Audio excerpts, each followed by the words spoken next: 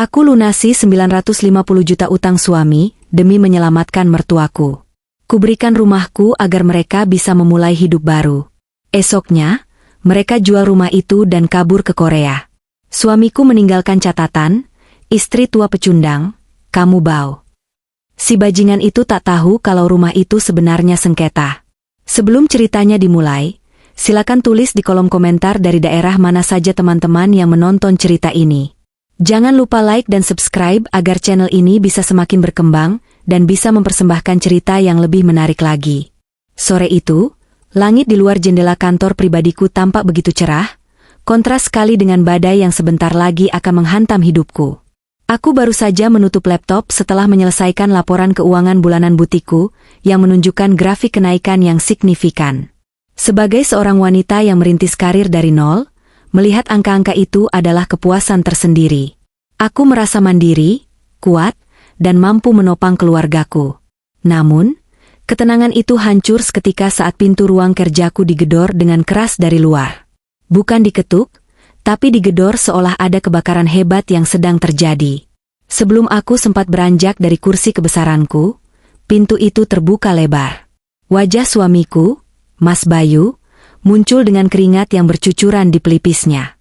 Matanya merah, napasnya memburu seperti orang yang baru saja dikejar setan. Di belakangnya, ibu mertuaku mengekor dengan wajah yang sudah basah oleh air mata dan riasan yang luntur berantakan.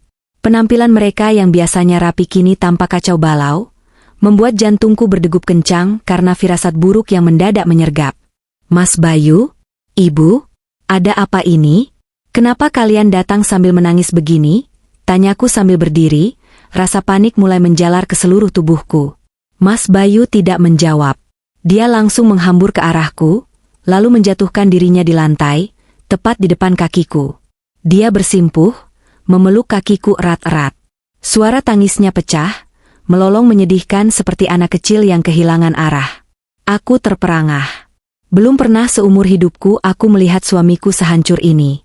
Biasanya dia selalu menjaga wibawanya di depanku, tapi hari ini, harga dirinya seolah sudah tidak ada lagi. Tolong aku, sayang, tolong ibu, kami bisa mati.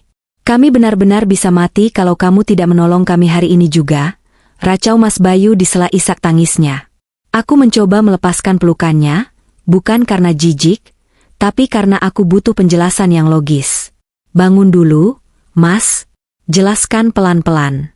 Siapa yang mau mati? Apa yang terjadi? Ibu mertuaku yang sejak tadi berdiri di ambang pintu kini ikut menjatuhkan diri. Dia merangkak mendekatiku, lalu melakukan hal yang sama seperti anaknya. Dia memeluk kakiku yang sebelah lagi, membuatku terjepit di antara dua manusia yang sedang histeris ini. Ibu salah, Nak. Ibu bodoh. Ibu tertipu, ratap ibu mertuaku dengan suara serak. Ibu pikir investasi itu akan untung besar. Ibu pikir kita bisa kaya mendadak. Ternyata itu bodong. Nak, uang ibu habis, dan bukan cuma uang ibu. Aku menatap mereka bergantian dengan tatapan nanar. Berapa? Berapa kerugiannya? Tanyaku, berusaha tetap tenang meski dadaku mulai sesak. Mas Bayu mengangkat wajahnya. Ketakutan terpancar jelas dari sorot matanya. 950 juta?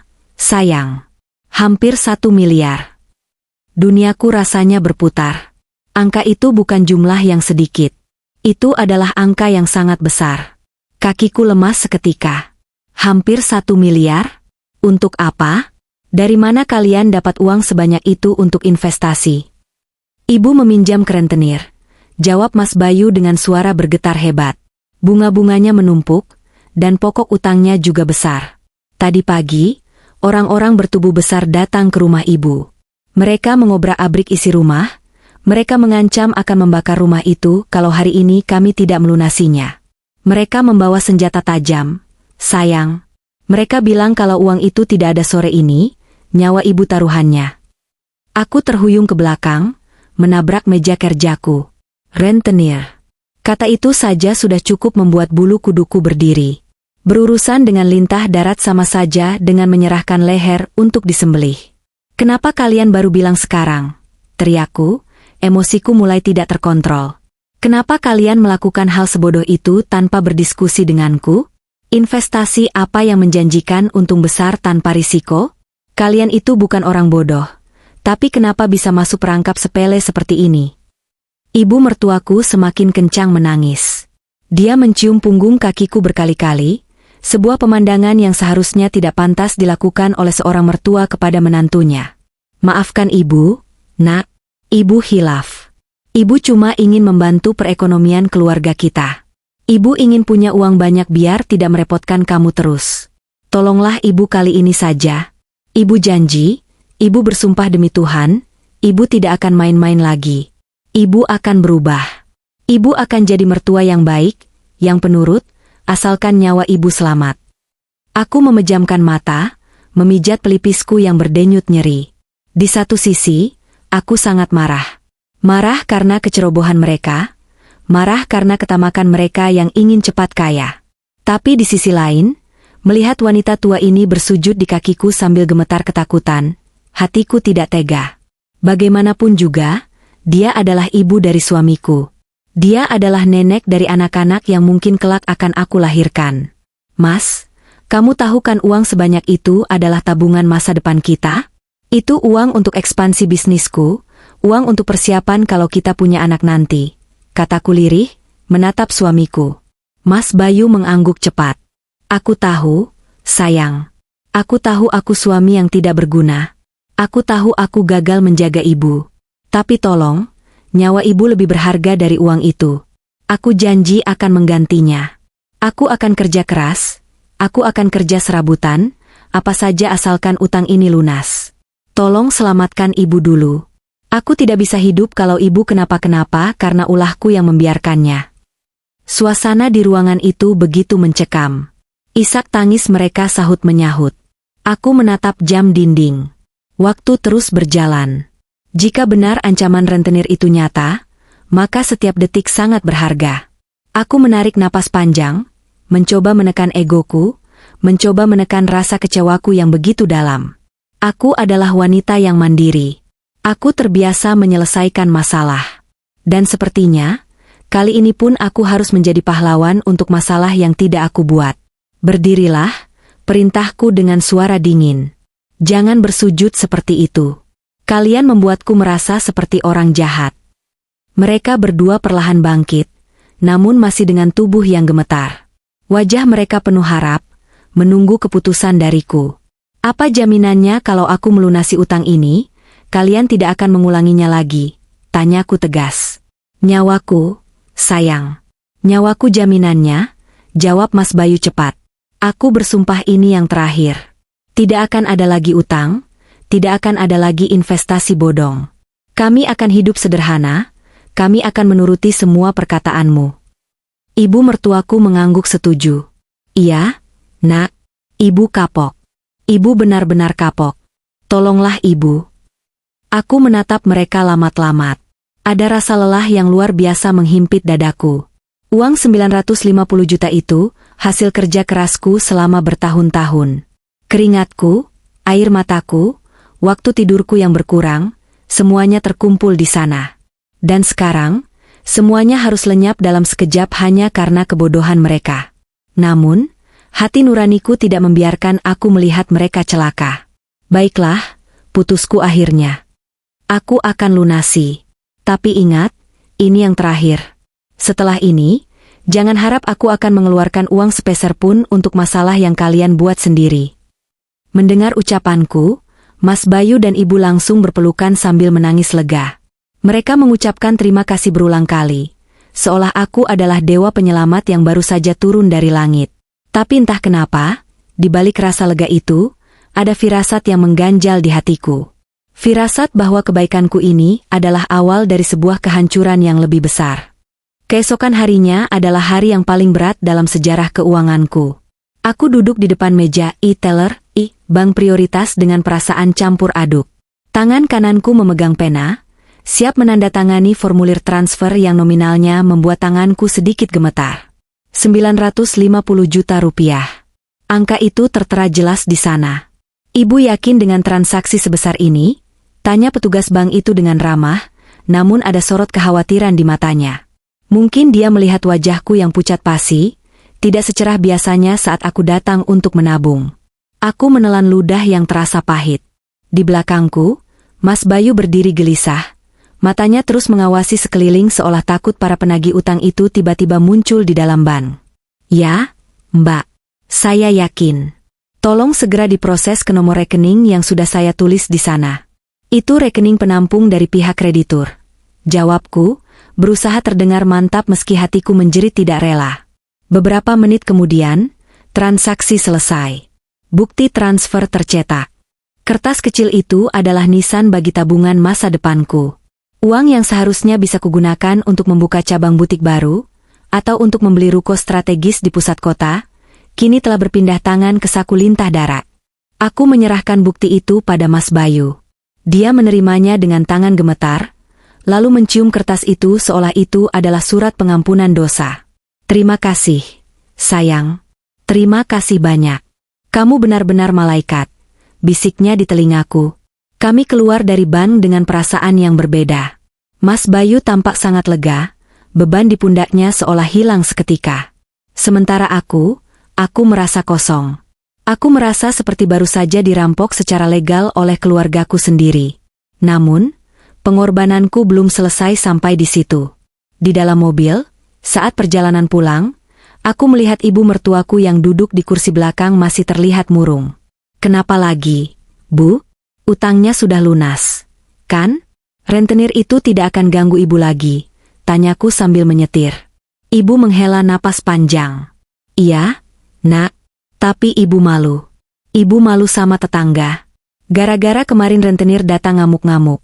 Sekarang satu kompleks sudah tahu kalau ibu punya utang judi dan investasi bodong. Ibu tidak kuat kalau harus tinggal di sana lagi. Mereka pasti menggunjingkan ibu setiap hari. Mas Bayu menoleh ke belakang. Iya juga ya, Bu. Lingkungan di sana sudah tidak kondusif. Kita butuh tempat yang tenang untuk memulai hidup baru. Tapi mau pindah kemana? Uang kita sudah habis. Aku mencengkeram setir mobil lebih erat. Aku tahu kemana arah pembicaraan ini. Dan bodohnya aku, rasa kasihan itu kembali muncul. Aku teringat pada satu aset propertiku. Sebuah rumah minimalis di kawasan pinggiran kota yang asri. Rumah itu sebenarnya investasi jangka panjangku, jarang kutempati, dan rencananya akan kusewakan atau kujual saat harganya naik tinggi.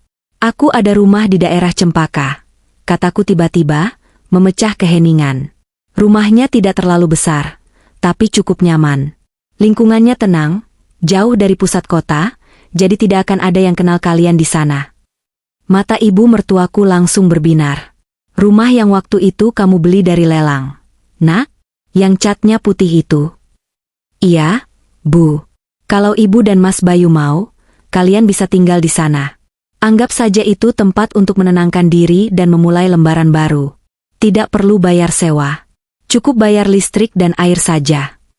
Ya ampun, kamu serius, sayang? Mas Bayu menatapku tak percaya. Kamu memberikan rumah itu untuk kami. Bukan memberikan hak milik, Mas. Tapi mengizinkan kalian tinggal di sana sampai kondisi kalian stabil lagi. Ralatku cepat. Aku memang baik, tapi aku tidak bodoh untuk memberikan aset senilai miliaran begitu saja. Namun, melihat binar mata mereka, aku melunak sedikit. Tapi ya, kalau kalian memang betah dan bisa merawatnya dengan baik, nanti kita bicarakan lagi soal kepemilikannya. Sore harinya, kami langsung menuju rumah tersebut. Rumah itu memang cantik. Halamannya luas, udaranya segar. Aku membawa kunci rumah beserta map berisi dokumen-dokumen salinan kepemilikan, hanya untuk menunjukkan bahwa rumah itu legal dan aman untuk ditinggali, agar mereka tenang. Di ruang tamu yang masih kosong, aku menyerahkan kunci rumah itu kepada ibu. Ini kuncinya, Bu. Rawatlah rumah ini seperti rumah sendiri. Semoga di sini ibu dan Mas Bayu bisa hidup lebih tenang, jauh dari masalah, ucapku tulus. Ibu menerima kunci itu dengan tangan gemetar, lalu memelukku erat sekali. Lebih erat dari pelukan di kantor kemarin. Terima kasih, Nak. Kamu menantu terbaik di dunia. Ibu tidak tahu harus membalas kebaikanmu dengan apa. Rumah ini sangat indah. Ibu janji akan merawatnya. Ibu akan menanam bunga di depan, Mas Bayu akan membersihkan kebun belakang. Kami akan bahagia di sini. Mas Bayu juga memelukku, mengecup keningku lama. Aku akan cari kerja di sekitar sini, sayang. Aku akan buktikan kalau aku bisa jadi suami yang bertanggung jawab. Terima kasih sudah memberi kami kesempatan kedua. Melihat kebahagiaan mereka, rasa sesak karena kehilangan uang 950 juta tadi pagi sedikit terobati. Mungkin ini memang jalan yang harus kutempuh. Mungkin harta memang hanya titipan yang harus digunakan untuk menolong keluarga. Aku merasa lega. Aku merasa telah melakukan hal yang benar sebagai seorang istri dan menantu yang berbakti. Baiklah, aku pulang dulu ya. Besok pagi aku akan mampir lagi bawakan makanan untuk syukuran kecil-kecilan. Kalian istirahatlah. Pamitku. Hati-hati di jalan. Sayang, Mas Bayu melambaikan tangan saat mobilku keluar dari pekarangan.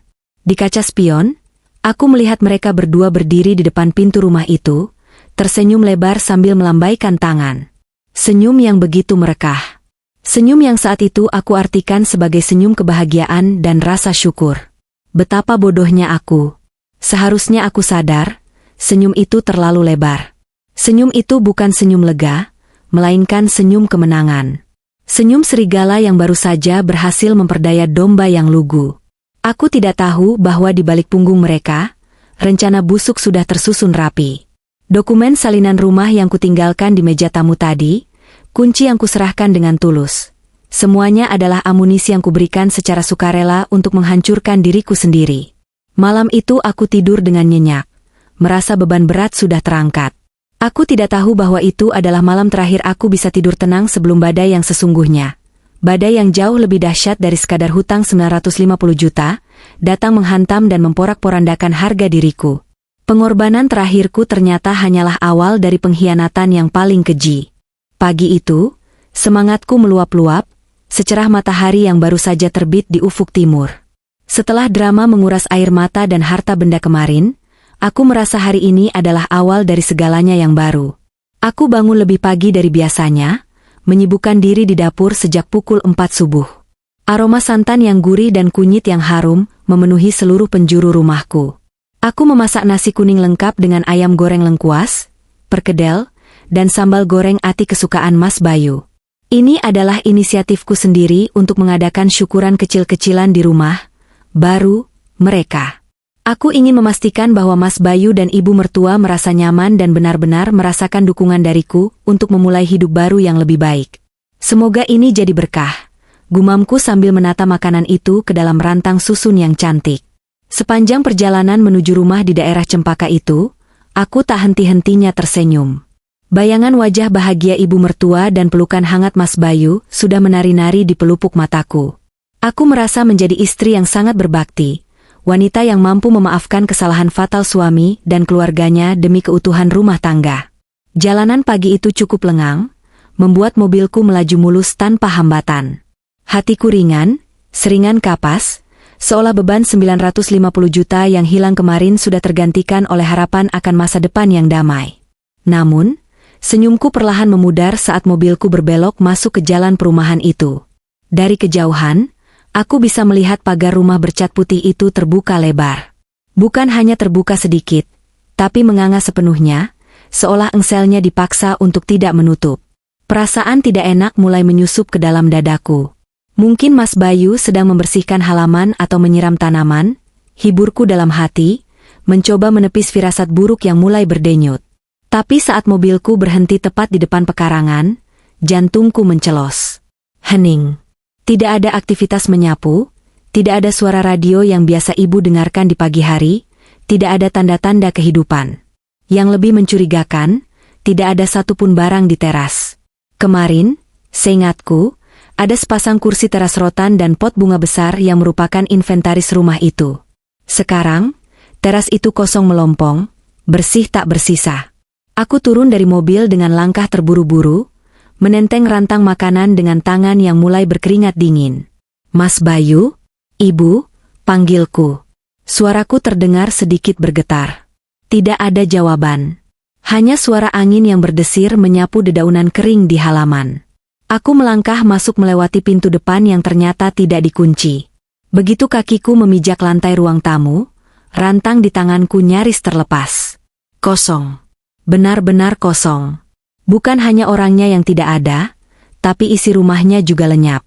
Kursi tamu, meja, hiasan dinding, bahkan gorden jendela yang kemarin masih terpasang rapi, semuanya hilang. Rumah itu kembali seperti rumah kosong yang belum berpenghuni, bahkan lebih kosong dari sebelumnya. Jejak-jejak keberadaan mereka kemarin sore seolah terhapus begitu saja. "Mas Bayu!" teriakku lebih keras. Suaraku memantul di dinding-dinding kosong menciptakan gema yang menyedihkan. Aku berlari ke kamar utama. Kosong. Aku berlari ke kamar belakang. Kosong. Dapur, kamar mandi, halaman belakang, semuanya nihil. Kepanikan mulai mencekik leherku. Apa yang terjadi? Apa mereka diculik? Apa rentenir itu datang lagi dan membawa mereka paksa beserta isi rumahnya? Pikiran-pikiran liar berkecamuk di kepalaku. Tanganku gemetar hebat saat merogoh ponsel di dalam tas. Aku menekan tombol panggilan cepat ke nomor Mas Bayu. Nomor yang Anda tuju sedang tidak aktif atau berada di luar jangkauan. Aku mencoba menelepon lagi. Kali ini lewat WhatsApp. Panggilan langsung terputus.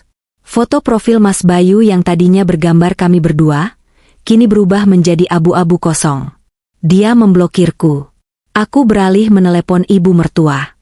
Sama saja. Memanggil, lalu tolak. Dan sedetik kemudian, foto profilnya pun hilang. Checklist 1. Tidak mungkin. Desiskan, air mata mulai menggenang. Tubuhku lemas, aku bersandar pada dinding yang dingin. Ini tidak mungkin. Loh, Mbak, kok ada di sini? Sebuah suara mengejutkanku. Aku menoleh cepat ke arah pintu depan. Seorang wanita parubaya dengan daster batik berdiri di sana, menatapku dengan wajah bingung. Itu Bu Tejo, tetangga sebelah rumah yang cukup akrab denganku saat aku sesekali menengok rumah ini dulu. Bu Tejo. Aku menghambur ke arahnya, mencengkeram lengannya putus asa. Bu, lihat suami dan mertua saya, mereka kemarin pindah ke sini. Tapi kok sekarang kosong? Apa ada orang jahat yang datang? Apa ada keributan semalam? Bu Tejo mengerutkan kening, tampak semakin bingung melihat kepanikanku. Loh, Mbak tidak tahu? Bukannya rumah ini sudah laku terjual kilat ya, Mbak? Kata-kata itu menghantamku lebih keras dari tamparan fisik. Apa? Terjual? Iya, Mbak, jelas Bu Tejo dengan nada polos namun menusuk. Kemarin sore, tidak lama setelah Mbak pulang, ada mobil mewah datang. Pria perlente lihat-lihat rumah sebentar, terus salaman sama suami dan mertua Mbak. Kelihatannya deal di tempat. Terus tadi subuh, jam 3 pagi, ada truk pindahan datang. Suami Mbak dan ibunya angkut-angkut barang buru-buru sekali.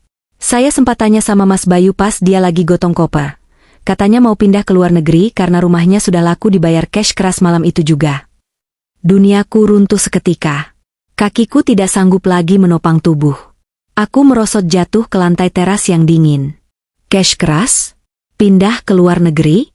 Subuh-subuh? Mbak enggak apa-apa. Bu Tejo terlihat panik melihat wajahku yang mungkin sudah sepucat mayat. Jadi, Mbak enggak tahu kalau rumah ini dijual suami Mbak. Aku menggeleng lemah, lidahku keluh. Rasa mual yang hebat menjalar dari perut ke kerongkongan. Makanan di dalam rantang yang kubawa, nasi kuning tanda cinta dan pengabdian itu, kini terasa seperti lelucon paling kejam. Mereka tidak diculik. Mereka tidak dalam bahaya. Mereka kabur. Mereka menjual rumahku. Rumah yang kupinjamkan dengan niat tulus untuk menolong mereka berteduh. Mereka menjualnya dalam hitungan jam setelah aku menyerahkan kuncinya. Ya ampun, Mbak, yang sabar ya. Bu Tejo mengelus punggungku dengan iba, tapi tatapannya menyeratkan rasa kasihan yang merendahkan. Tatapan untuk seorang istri bodoh yang baru saja ditipu mentah-mentah oleh keluarganya sendiri. Aku mencoba bangkit, menepis rasa pusing yang mendera. Aku harus memastikan satu hal lagi. Aku berjalan tertatih-tatih masuk kembali ke dalam rumah, ke ruang tengah yang menjadi saksi bisu pengkhianatan ini. Mataku menyapu lantai yang kotor oleh jejak sepatu.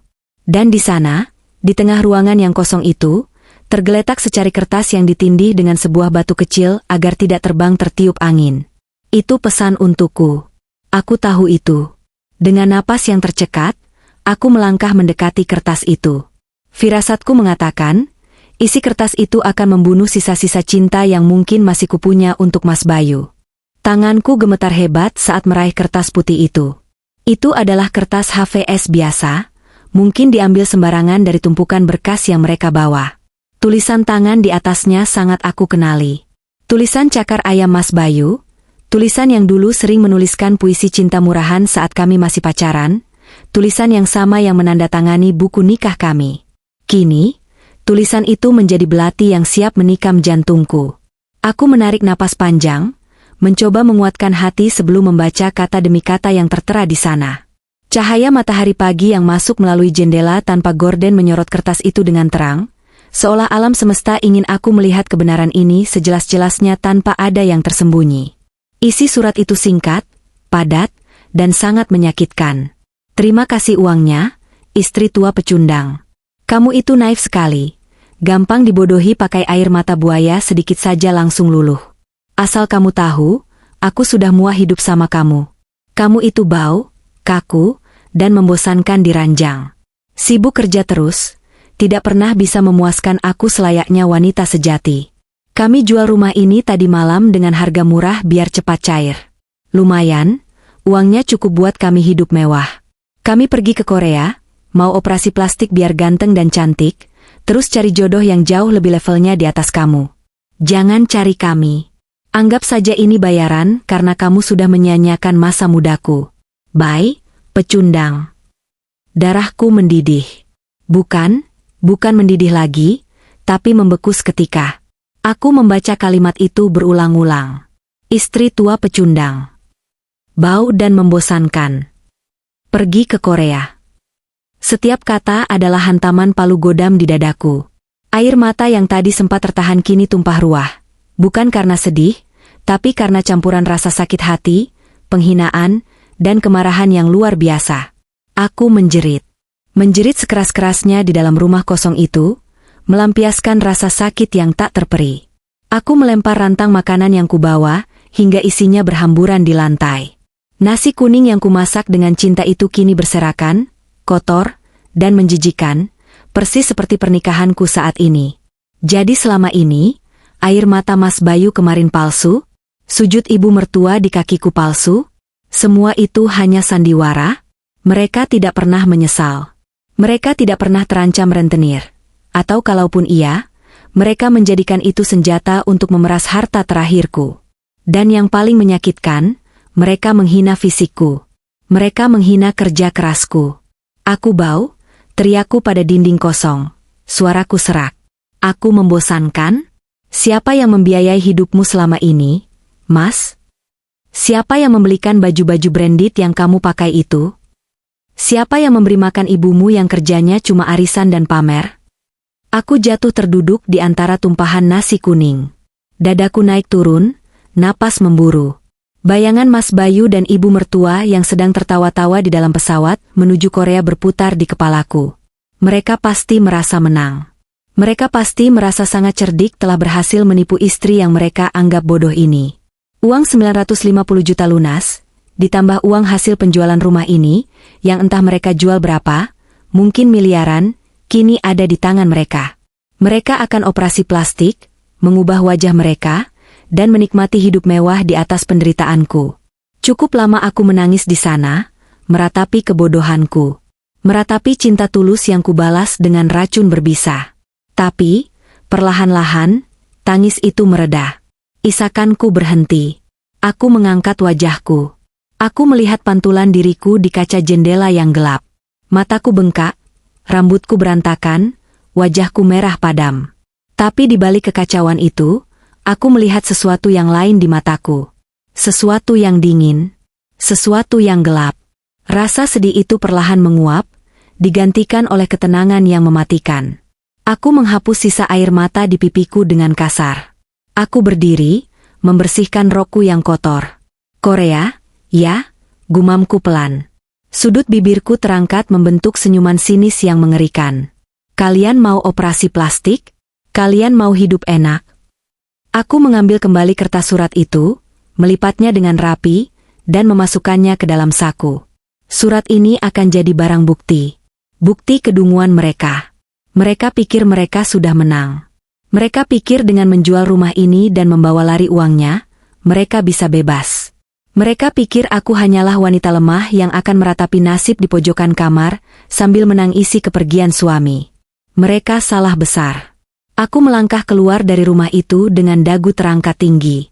Aku tidak lagi peduli dengan tatapan Iba Butejo, yang masih mengintip dari pagar sebelah. Pikiranku kini tajam dan jernih. Kemarahanku bukan lagi api yang meledak-ledak, tapi menjadi es yang membekukan logika.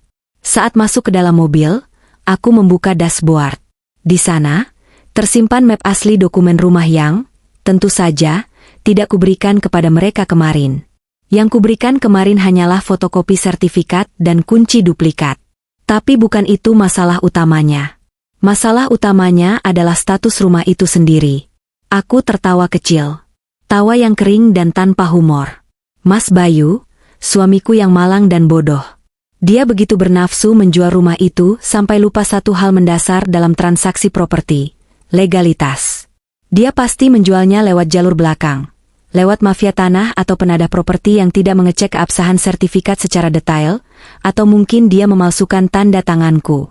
Apapun caranya, dia baru saja melakukan kesalahan terbesar dalam hidupnya. Dia tidak tahu bahwa rumah yang dia jual itu memiliki rahasia besar. Sebuah rahasia yang akan mengubah liburan impian mereka di Korea menjadi neraka dunia. Aku menyalakan mesin mobil. Tujuanku sekarang bukan pulang ke rumah untuk menangis. Tujuanku adalah kantor pengacara kepercayaanku dan kantor polisi. Selamat menikmati penerbangan kalian, Mas Bayu, Ibu, bisikku pada kaca spion. Nikmati sampainya di pesawat, nikmati angan-angan wajah baru kalian. Karena begitu kalian mendarat, aku pastikan tanah yang kalian pijak akan terasa sangat panas. Mobilku melaju meninggalkan rumah kosong itu. Tidak ada lagi air mata. Yang ada kini hanyalah rencana. Rencana pembalasan dendam yang akan jauh lebih menyakitkan daripada sekadar kata-kata kasar di secari kertas. Jejak mereka ke Korea sudah terdeteksi, dan aku akan menjadi bayangan yang memburu mereka sampai ke ujung dunia. Setelah meninggalkan rumah kosong yang menjadi saksi bisu pengkhianatan itu, aku memacu mobilku membelah jalanan kota yang mulai padat. Air mataku sudah kering sepenuhnya. Tidak ada lagi isak tangis, tidak ada lagi rasa sesak yang membuat dada nyeri. Yang tersisa hanyalah kekosongan yang perlahan diisi oleh amarah yang dingin dan penuh perhitungan. Aku menyetir dengan tenang, terlalu tenang malah, seolah aku sedang berangkat kerja seperti hari-hari biasa, padahal tujuanku kali ini adalah untuk memenjarakan orang-orang yang pernah paling aku cintai. Tujuanku adalah kantor Pak Hartono, pengacara senior yang sudah menangani urusan bisnis keluargaku selama puluhan tahun. Dia adalah orang yang mengurus semua aset properti dan perjanjian bisnisku. Sepanjang perjalanan, aku meraba map tebal di kursi penumpang sebelahku. Di dalamnya tersimpan kartu as yang akan membalikan keadaan 180 derajat. Mas Bayu dan ibu mertuaku berpikir mereka cerdas. Mereka berpikir mereka telah berhasil menipuku dengan sandiwara air mata buaya itu, lalu membawa kabur uang penjualan rumah untuk hidup mewah di Korea. Sayangnya, mereka melupakan satu detail kecil yang fatal. Mereka tidak pernah benar-benar membaca dokumen rumah yang kuberikan. Sesampainya di kantor Pak Hartono, aku langsung disambut oleh stafnya. Wajahku yang sembab mungkin menarik perhatian, tapi sorot mataku yang tajam membuat mereka enggan bertanya. Aku langsung masuk ke ruangan Pak Hartono. Pria parubaya itu tampak terkejut melihat kedatanganku yang mendadak, apalagi melihat penampilanku yang sedikit berantakan. Mbak Andini, ada apa? Tumben sekali datang tanpa janji. Wajahmu kamu baik-baik saja? Tanyanya khawatir. Aku duduk di kursi kulit di hadapannya, lalu meletakkan map yang kubawa di atas meja. Aku menarik napas panjang, menata kalimat agar terdengar logis dan tidak emosional. Aku menceritakan semuanya. Mulai dari drama hutang 950 juta, sujud ibu mertua, keputusanku melunasi hutang itu, hingga bagaimana aku memberikan izin tinggal di rumah Cempaka, dan berakhir dengan surat hinaan serta kaburnya mereka ke Korea pagi ini. Pak Hartono mendengarkan dengan seksama.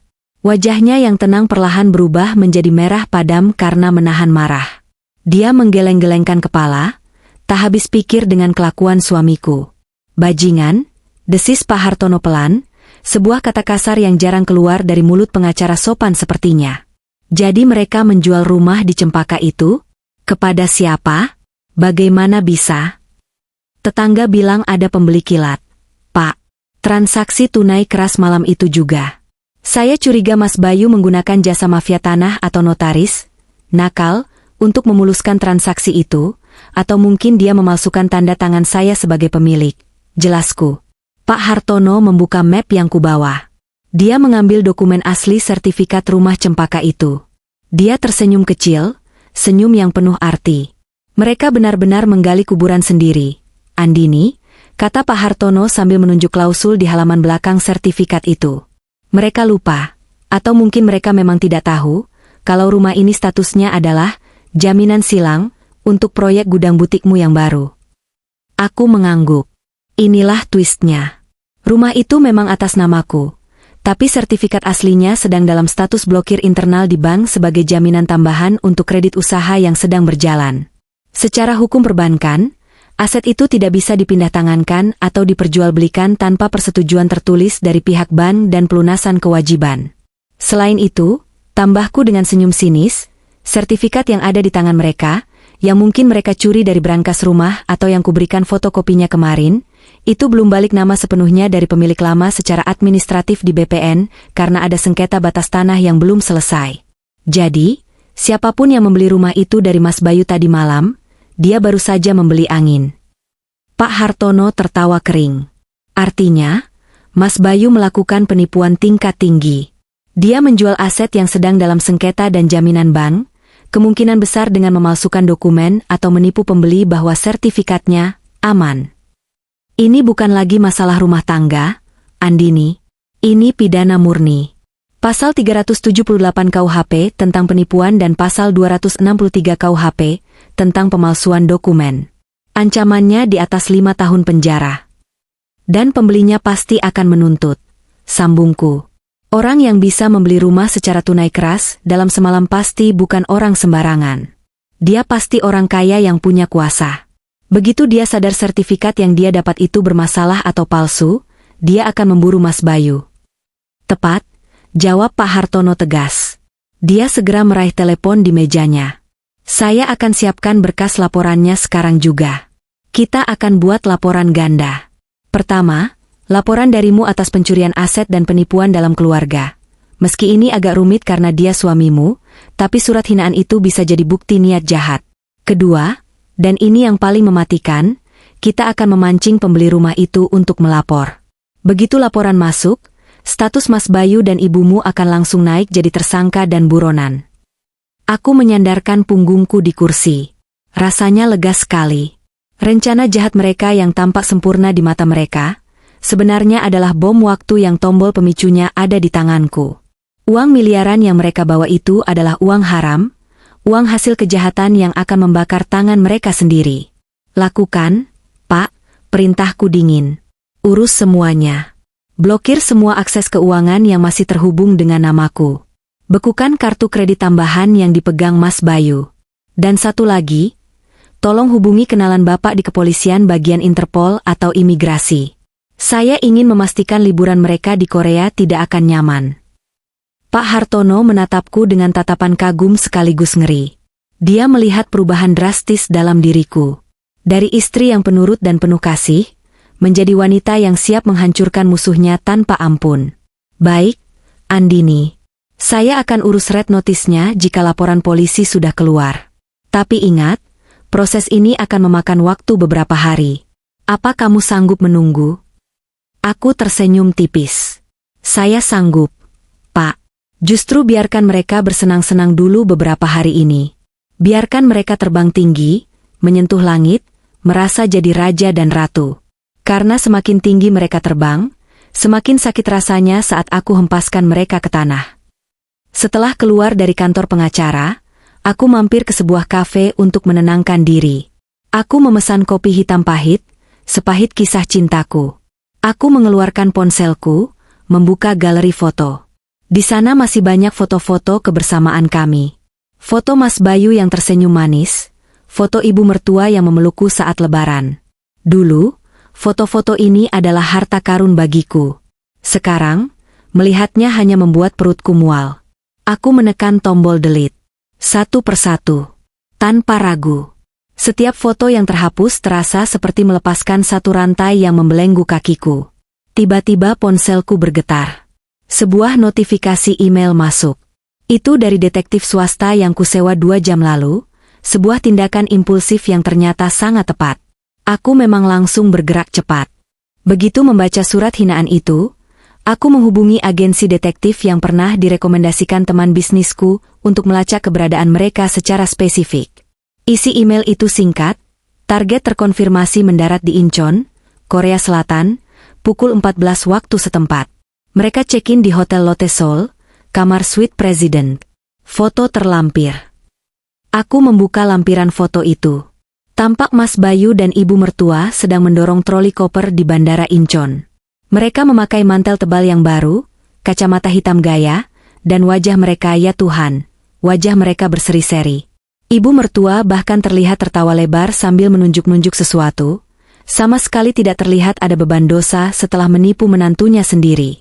Mas Bayu merangkul ibunya dengan bangga. Darahku kembali memanas, tapi aku menahannya. Nikmatilah, bisikku pada layar ponsel. Nikmati kasur empuh hotel bintang 5 itu malam ini. Karena besok atau lusa, kalian mungkin akan tidur di lantai dingin sel tahanan imigrasi. Sore itu, aku kembali ke rumahku yang asli, yang untungnya tidak mereka jual juga. Aku masuk ke kamar tidur kami yang kini terasa sangat luas dan sepi. Aroma parfum Mas Bayu masih tertinggal di bantal, membuatku ingin muntah.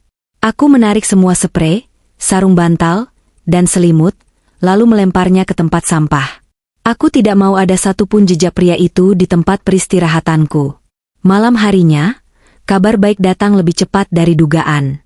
Pak Hartono menelepon. Andini, pembeli rumah itu sudah menghubungi saya. Suara Pak Hartono terdengar serius tapi ada nada kemenangan di sana. Ternyata pembelinya adalah Pak Herman, seorang juragan tanah yang cukup temperamental. Dia baru sadar sore ini saat mencoba mendaftarkan akta jual belinya ke notaris rekanannya. Ternyata sertifikat yang dia terima itu palsu, hasil scan warna yang sangat rapi. Dia murka besar. Dia sudah membuat laporan polisi malam ini juga atas tuduhan penipuan senilai 2,5 miliar rupiah. 2,5 miliar? Aku terbelalak. Mas Bayu menjual rumah itu seharga itu. Ya. Dan dia bawa kabur uangnya. Pak Herman punya koneksi kuat di kepolisian. Surat perintah penangkapan sedang diproses kilat. Dan karena mereka di luar negeri, polisi akan segera berkoordinasi dengan Interpol untuk pembekuan paspor dan aset. Aku menutup telepon dengan tangan gemetar. Bukan karena takut, tapi karena adrenalin kemenangan yang mulai menjalar.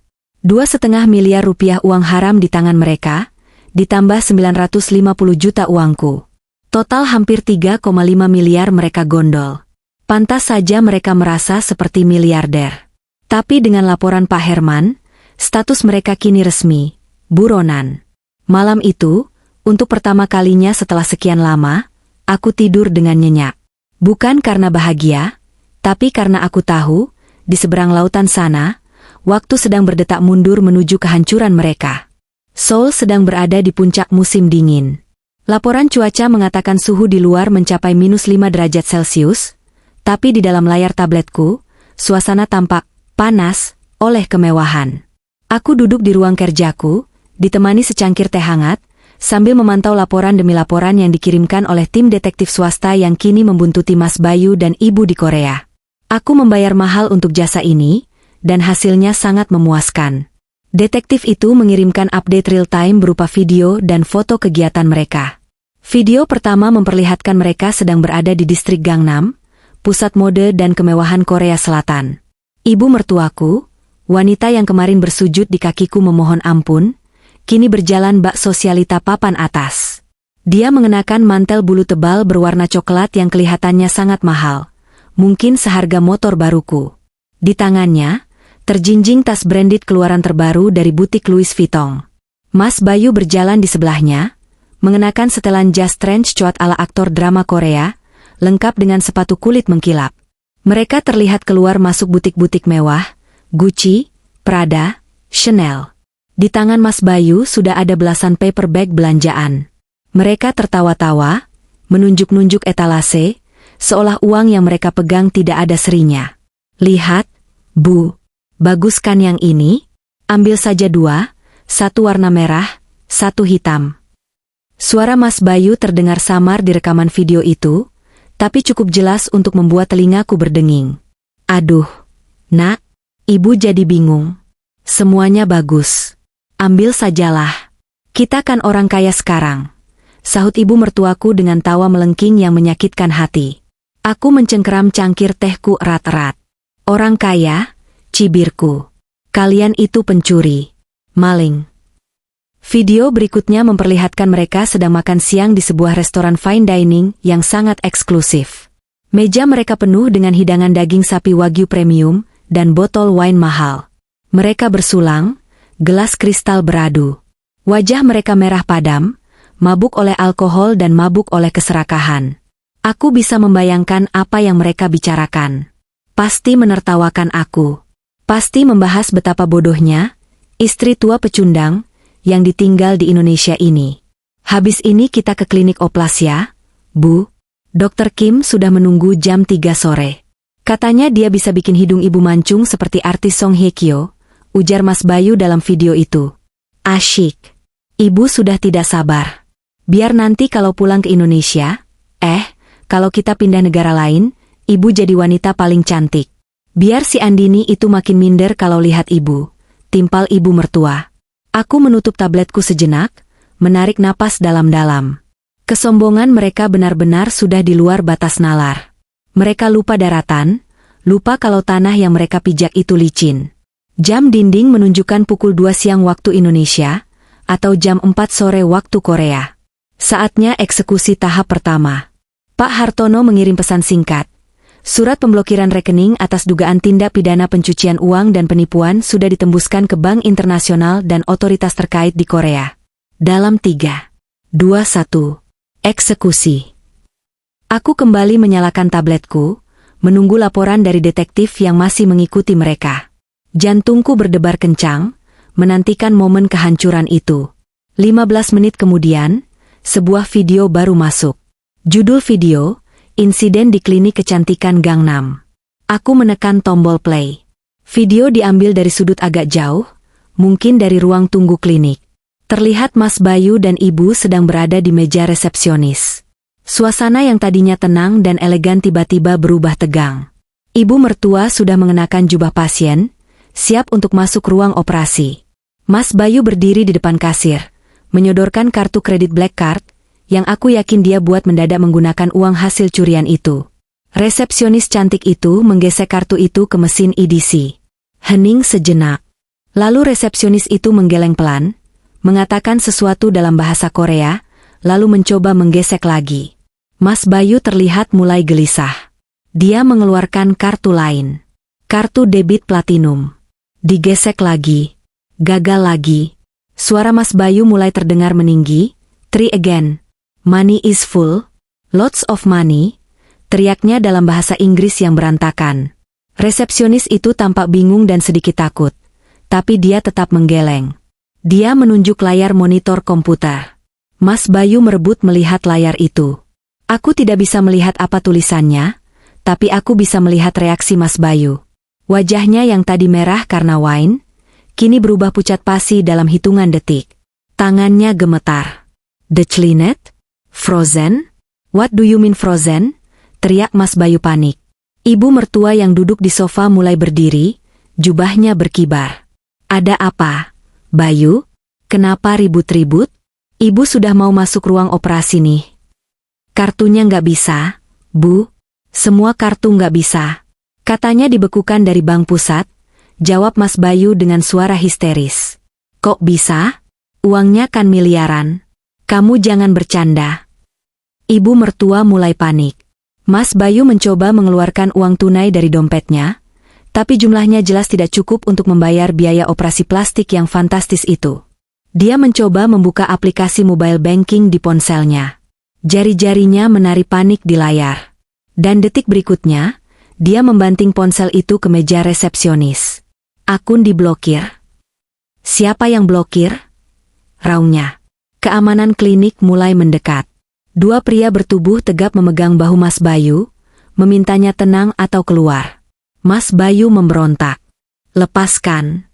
Saya orang kaya. Saya bisa beli klinik ini. Racau Mas Bayu, tapi suaranya terdengar kosong.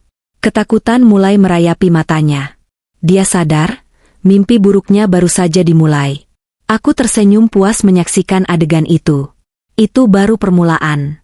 Video terputus saat mereka digiring keluar paksa oleh keamanan klinik. Mereka berdiri di trotoar Gangnam yang dingin, masih mengenakan pakaian tipis. Ibu mertua bahkan masih memakai jubah pasien yang belum sempat diganti mantelnya karena diusir cepat.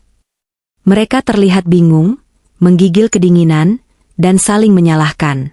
Tak lama kemudian, detektif mengirim pesan teks, target diusir dari klinik. Mereka mencoba kembali ke hotel menggunakan taksi, tapi tidak punya uang tunai won yang cukup karena semua uang ditabung di rekening digital yang sekarang beku. Mereka berjalan kaki kembali ke hotel. Aku membalas, terus pantau. Pastikan kamu merekam saat mereka sampai di hotel. 1 jam kemudian, video berikutnya masuk. Ini adalah klimaks untuk hari ini. Mereka sampai di lobi Hotel Lotte. Wajah mereka biru kedinginan, hidung merah, dan air mata membeku di pipi. Mereka berlari menuju meja resepsionis, mungkin ingin mengambil barang-barang atau sekadar masuk ke kamar yang hangat. Namun, di meja resepsionis, 2 orang petugas berseragam polisi Korea sudah menunggu, didampingi seorang manajer hotel. Saat Mas Bayu menyebutkan nomor kamarnya, manajer hotel menggeleng tegas. Dia menyerahkan selembar kertas, surat pengusiran. Kartu kredit yang digunakan untuk deposit hotel juga gagal diotorisasi ulang karena pemblokiran. Dan lebih parah lagi, polisi itu mendekat. Mereka menunjukkan lencana dan sebuah dokumen yang ada foto Mas Bayu di sana. Meskipun aku tidak mendengar percakapannya dengan jelas karena jarak perekaman, bahasa tubuh mereka menceritakan segalanya. Mas Bayu mundur ketakutan. Ibu mertua menjerit histeris saat polisi memegang lengan Mas Bayu. Sepertinya polisi itu sedang melakukan pemeriksaan identitas karena adanya notifikasi red notice, atau setidaknya laporan awal dari Interpol mengenai buronan penipuan. Mereka belum ditangkap secara resmi untuk dipenjara saat itu juga, tapi paspor mereka disita sementara untuk pemeriksaan lebih lanjut. Mereka diusir dari hotel karena tidak bisa membayar. Barang-barang mewah mereka, tas LV, Gucci, Prada, ditahan oleh pihak hotel sebagai jaminan pembayaran tagihan kamar dan layanan room service yang sudah mereka nikmati sebelumnya tapi belum terbayar lunas. Video berakhir dengan pemandangan paling menyedihkan sekaligus paling memuaskan. Mas Bayu dan ibu mertua duduk menggelandang di pinggir jalan depan hotel mewah itu, di tengah hujan salju yang mulai turun. Koper mereka ada di samping, tapi semua barang belanjaan mewah sudah hilang disita. Mereka berpelukan kedinginan, tanpa uang sepeser pun, tanpa tempat berteduh, di negeri asing yang bahasanya pun tidak mereka mengerti. Aku meletakkan tabletku di meja. Aku berjalan ke jendela kamarku, menatap langit malam Jakarta yang gelap. Bagaimana rasanya, Mas? Bisikku pada angin malam. Dingin? Lapar? Takut? Itu belum seberapa dibanding rasa sakit hatiku saat membaca suratmu tadi pagi. Aku mengambil ponselku, merekam sebuah video singkat. Video diriku sendiri, dengan latar belakang kamar tidur kami yang hangat dan nyaman. Halo, Mas Bayu. Halo, Ibu, sapaku dengan senyum manis yang mematikan. Bagaimana liburannya? Oh ya, aku lupa bilang. Rumah di Cempaka itu, sertifikatnya palsu ya? Atau dalam sengketa? Kasihan sekali Pak Herman, pembeli rumah itu, dia marah besar loh. Dia lapor polisi. Dan rekening kalian beku ya? Sayang sekali. Padahal aku baru mau bilang, nikmati uang itu selagi bisa. Selamat menikmati dinginnya Seoul. Jangan lupa pakai selimut, kalau punya. Aku mengirimkan video itu ke nomor WhatsApp Mas Bayu. Meskipun dia memblokirku, aku tahu dia pasti akan membuka blokir itu saat butuh bantuan atau saat panik mengecek keadaan. Dan benar saja, 5 menit kemudian, status pesan itu berubah menjadi centang 2 biru. Dia melihatnya. Dan saat itu juga, Aku bisa membayangkan teriakannya yang memecah keheningan malam di trotoar Seoul. Teriakan penyesalan yang sudah sangat terlambat. Malam di Seoul semakin larut, dan suhu udara terus merosot hingga mencapai angka yang mematikan bagi siapa saja yang tidak memiliki perlindungan yang layak. Dari layar tabletku yang terhubung dengan kamera tersembunyi sang detektif, aku melihat dua sosok manusia yang paling aku benci itu sedang meringkuk di sudut sebuah halte bus yang sepi. Lampu jalan yang remang-remang menyoroti wajah mereka yang sudah tidak berbentuk lagi. Riasan mahal ibu mertua sudah luntur bercampur air mata dan ingus yang membeku, sementara jas trench coat gaya milik Mas Bayu tampak kotor dan kusut. Sama sekali tidak mampu menahan angin musim dingin yang menusuk tulang. Mereka menggigil hebat. Gigi mereka bergemeretak begitu keras, hingga suaranya mungkin bisa terdengar dari jarak 5 meter. Tangan mereka saling menggosok, mencoba mencari sisa-sisa kehangatan yang mustahil ditemukan di tengah badai salju tipis yang mulai turun. Sungguh pemandangan yang kontras dengan video beberapa jam lalu saat mereka tertawa lebar sambil menenteng tas belanjaan bermerek. Tas-tas itu kini sudah lenyap, disita pihak hotel sebagai jaminan, menyisakan mereka yang terlantar seperti sampah yang dibuang sembarangan. Ponselku bergetar lagi. Itu panggilan masuk dari nomor tidak dikenal dengan kode negara Korea Selatan. Aku tahu itu Mas Bayu. Mungkin dia meminjam ponsel orang yang lewat, atau menggunakan sisa koin terakhir untuk menelepon dari telepon umum. Aku membiarkannya berdering lama, menikmati setiap detiknya. Aku membayangkan kepanikan di ujung sana, rasa putus asa yang mencekik lehernya setiap kali nada sambung berbunyi tanpa jawaban. Pada deringan kelima, aku menggeser tombol hijau. Aku tidak bersuara, membiarkan dia bicara duluan. Halo? Halo? Andini? Sayang? Angkat? Tolong angkat. Suara Mas Bayu terdengar pecah, histeris, bercampur dengan suara angin yang menderu. Tolong aku, Dini, tolong ibu. Kami sekarat di sini. Dingin sekali, ya Tuhan, dingin sekali. Aku menyesap teh hangatku dengan santai sebelum menjawab dengan nada datar. Oh, Mas Bayu, bukannya sedang sibuk operasi plastik? Kenapa menelepon istri tua pecundang ini? Jangan bercanda, Dini. Ini darurat, teriaknya, suaranya bergetar hebat karena tangis dan dingin. Rekeningku diblokir. Hotel mengusir kami. Paspor kami ditahan polisi. Kami tidak punya uang sepeser pun, Dini. Kami lapar, kami kedinginan. Tolong buka blokirnya, transfer uang sedikit saja buat kami beli makan dan cari penginapan murah. Tolong, sayang, aku mohon. Sayang, ulangku dengan tawa sinis. Sejak kapan aku jadi, sayang, lagi? Tadi pagi di surat itu kamu panggil aku, pecundang bau. Ingat? Aku hilaf. Itu emosi sesaat. Aku dipengaruhi setan. Aku masih suamimu, Dini. Ibu ada di sini, dia sudah mau pingsan kedinginan. Kamu tega lihat mertuamu mati beku di jalanan? Mas Bayu mulai menggunakan taktik lamanya, manipulasi rasa bersalah. Dulu, kalimat seperti itu pasti akan membuat hatiku luluh lantak. Tapi malam ini, hatiku sudah menjadi batu. Tega? Coba kita ingat-ingat lagi. Siapa yang tega menjual rumah istrinya saat istrinya sedang bekerja keras melunasi utang orang tuanya? Siapa yang tega meninggalkan istrinya dengan surat hinaan? Kamu bicara soal tega. Mas? Kamu sedang bercermin? Di latar belakang, aku mendengar suara ibu mertua yang merintih. Bayu, mana uangnya? Ibu tidak kuat. Ibu mau pulang.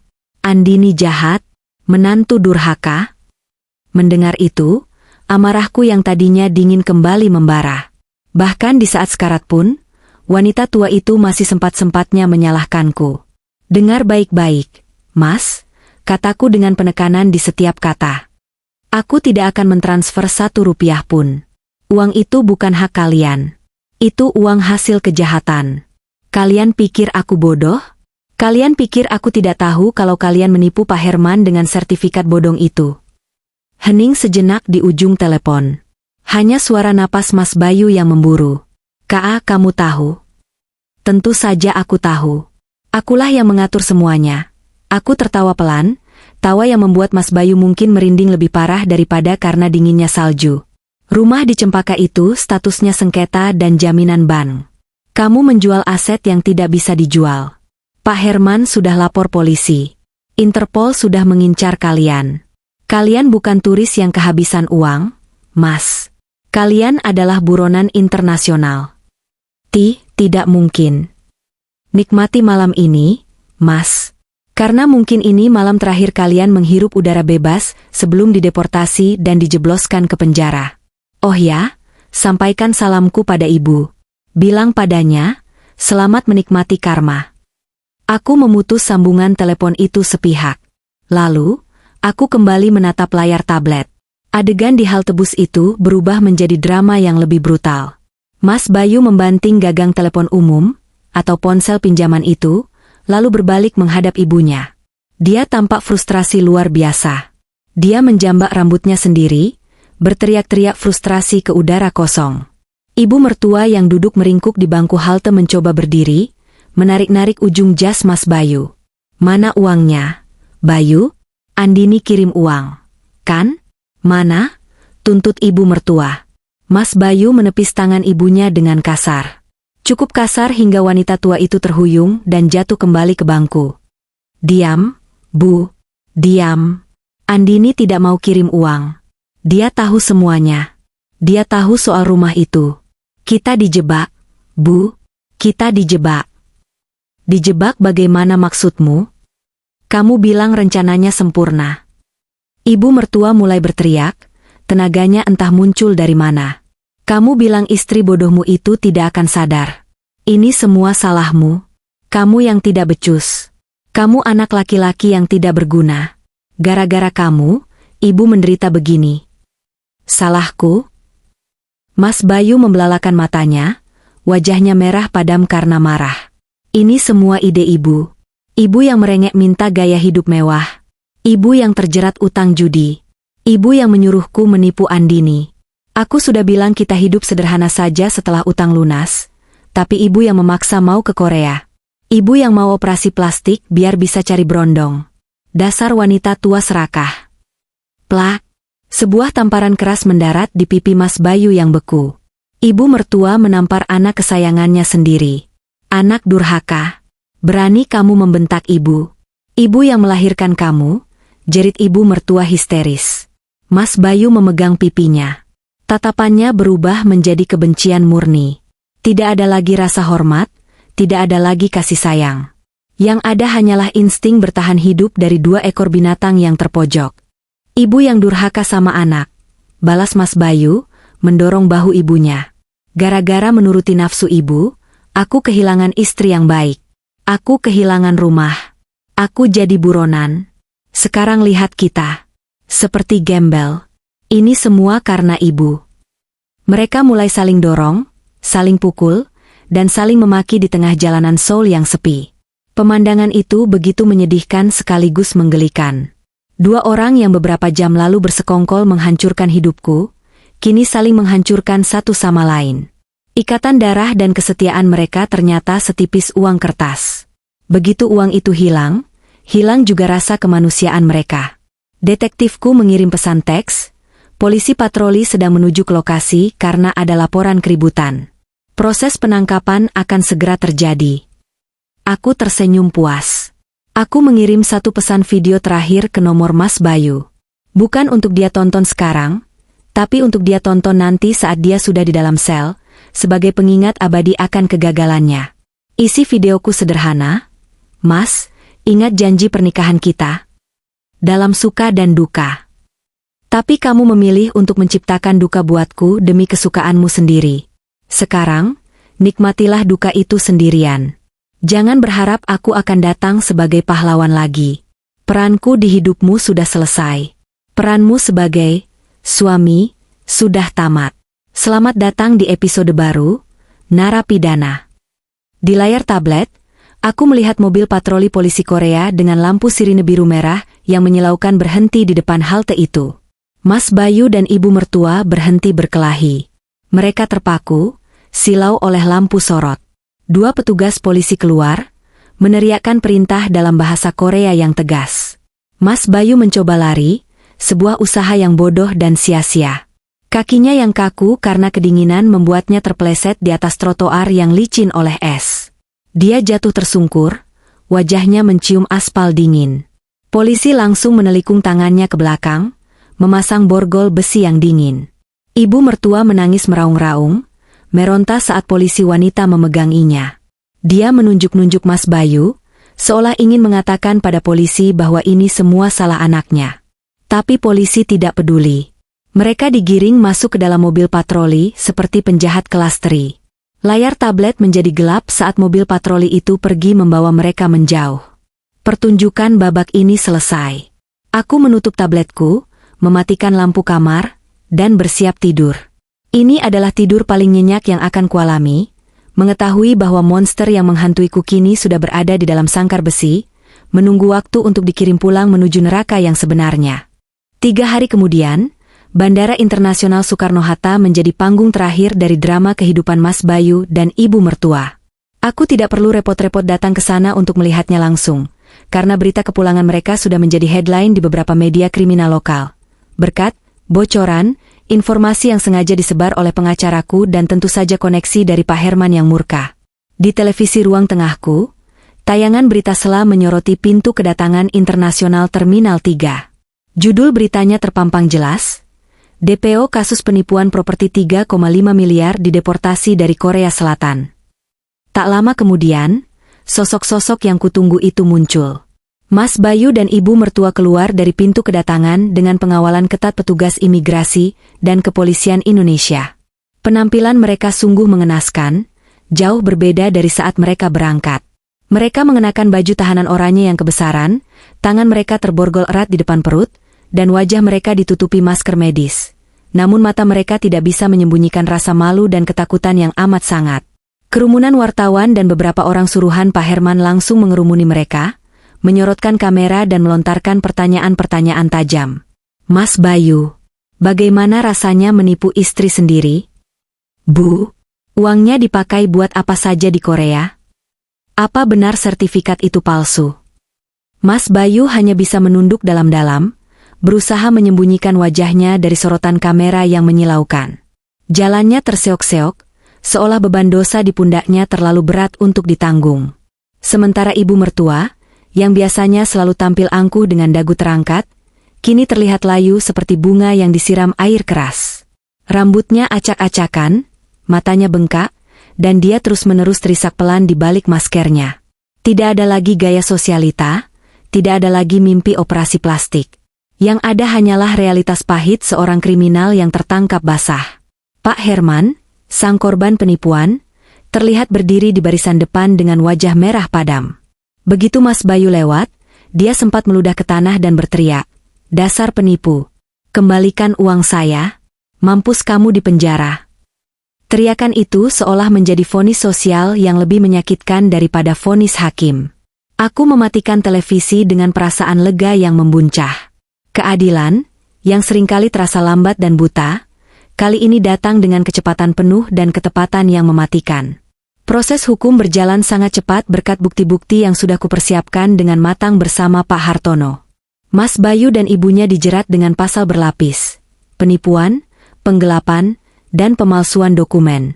Fakta bahwa mereka melarikan diri ke luar negeri menjadi faktor pemberat yang membuat hakim tidak memiliki alasan untuk memberikan keringanan hukuman. Di sela-sela proses pidana itu, gugatan ceraiku melenggang mulus tanpa hambatan. Mas Bayu tidak hadir dalam persidangan, karena dia sedang mendekam di tahanan Polda, dan tidak ada pengacara yang mau membelanya secara gratis mengingat aset-asetnya sudah disita. Hakim mengetuk palu perceraian kami hanya dalam 2 kali sidang. Aku resmi menyandang status janda, status yang dulu kutakuti, tapi kini terasa seperti gelar kemerdekaan. Hakim juga memutuskan bahwa penjualan rumah di Cempaka itu batal demi hukum. Karena sertifikatnya bermasalah dan transaksi dilakukan dengan itikat buruk, penipuan, kepemilikan rumah itu kembali kepadaku secara sah.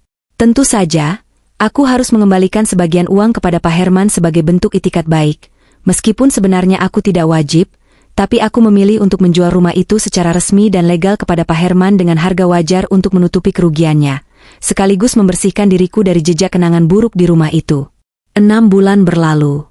Hidupku kembali normal, bahkan jauh lebih baik. Bisnis butikku berkembang pesat.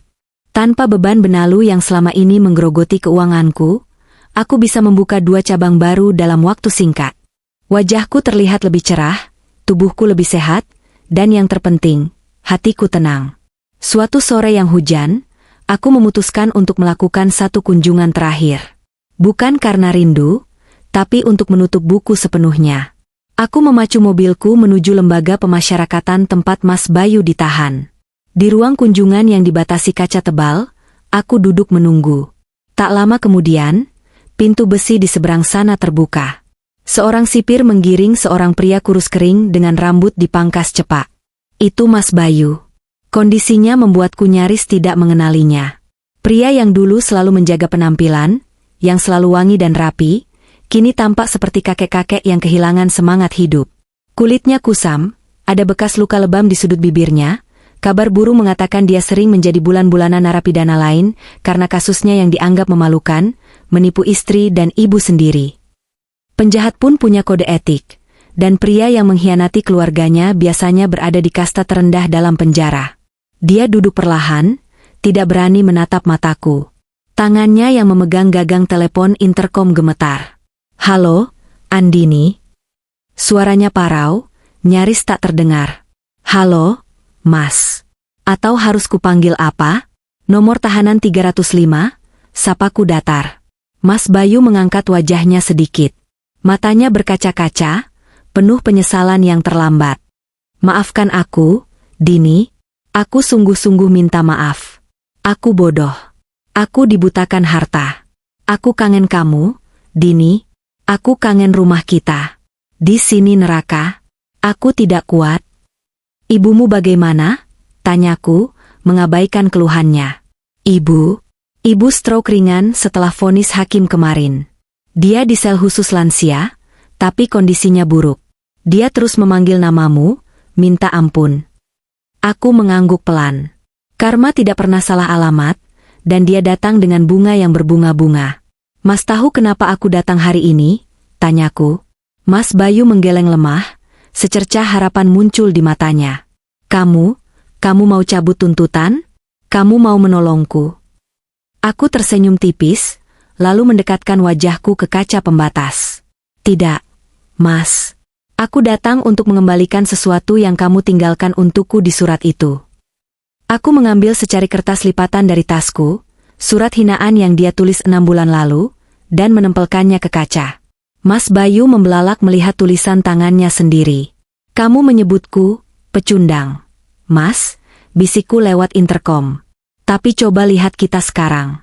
Aku duduk di sini dengan pakaian bagus, bisnis lancar, dan hidup bahagia.